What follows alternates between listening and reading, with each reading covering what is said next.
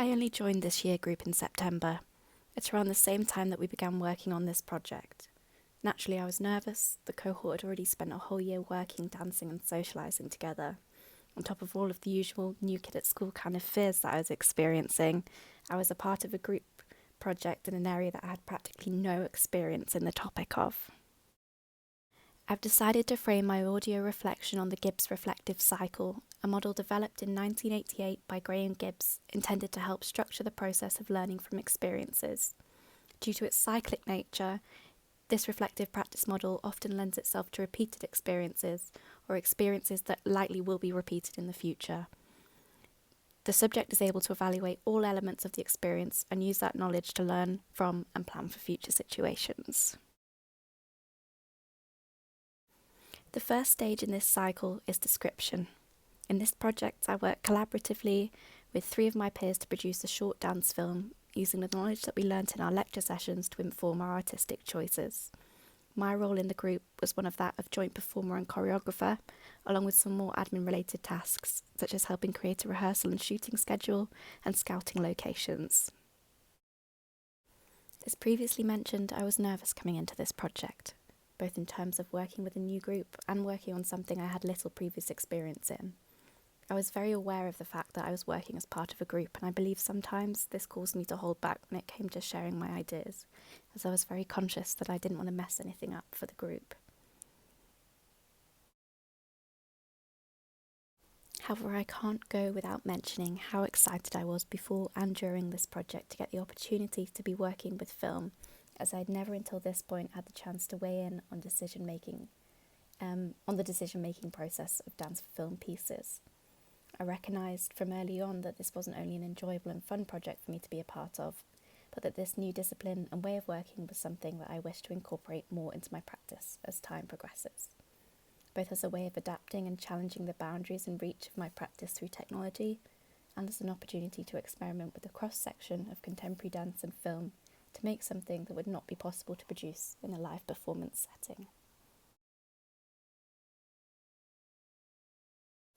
The third stage of Gibbs's reflective cycle is evaluation.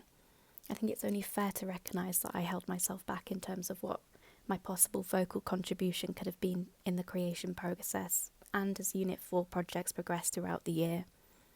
Of course, my role in group work was heavily impacted by the physical and mental health issues that I was facing throughout the year, forcing me to take a back seat in some group situations. More specifically in this project, however, I was very willing and able to discuss and explore other group members' ideas, happily providing my own thoughts on what we found, suggesting solutions to any logistical problems that we faced throughout the creative process. For example, one of the key concepts of our film that we all excitedly agreed on was windows. This idea came up in our very first session after a group creative writing task. We wanted to shoot through windows, dance out of windows and behind windows. Safety-wise, after scouting many locations as seen in this video, I suggested filming between the meeting room and the theatre bar at the Place. Due to its architecture, we could capture movement through multiple windows without putting the safety of performers, cameraman, or the equipment at risk.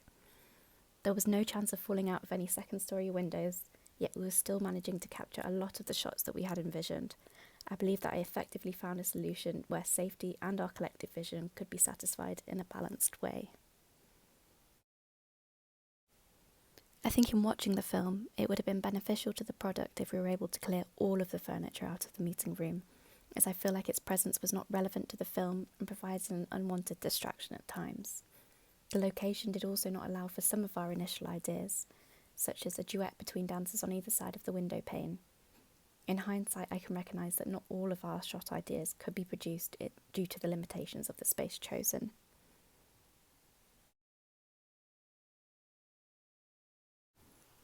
Analysis. An idea that we touched upon in our dance psychology lectures this year was that of psychological safety and the impact that it has on an effective and creative working environment. Amy Edmondson, a professor of leadership at Harvard Business School, described psychological safety in 1999 as an interpersonal and team-level shared belief that the team is safe for interpersonal risk-taking.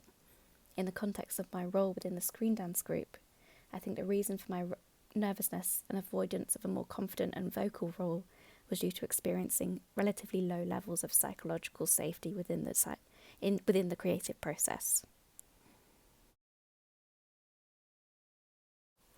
Sophia Turner and Nicole Harder discussed the benefits of a psychologically safe working environment in an article which they co-wrote in 2018. They described this concept as a feeling or climate whereby the dancer can feel valued and comfortable, yet still speak up or take risks without fear of retribution, embarrassment, judgment, or consequences, either to themselves or others, thereby promoting learning and innovation.